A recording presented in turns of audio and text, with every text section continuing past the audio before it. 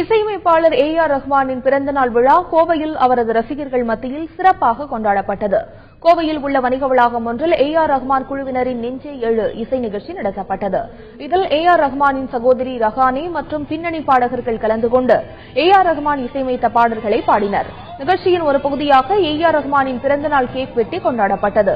அப்போது பிரம்மாண்ட கணினி திரையில் தோன்றிய ரஹ்மான் பிறந்தநாள் வாழ்த்து தெரிவித்த ரசிகர்களுக்கு நன்றி தெரிவித்தார்.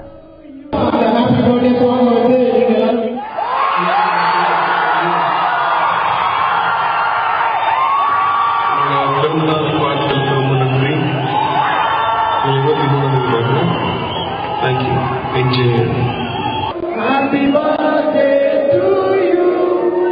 Happy birthday to Rahman sir. Happy birthday to you. எப்பவுமே சென்னையில ஃபேன்ஸோட கொண்டாடிட்டு இருப்போம். இந்த வாட்டி ரஹ்மான் வந்து யூஎஸ்ல இருக்காரு. சோ இங்க வந்து கான்சர்ட் நடக்க போறது இல்லையா?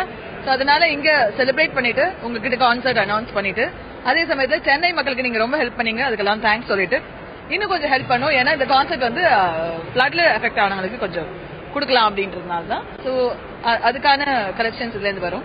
அதுக்காக இங்க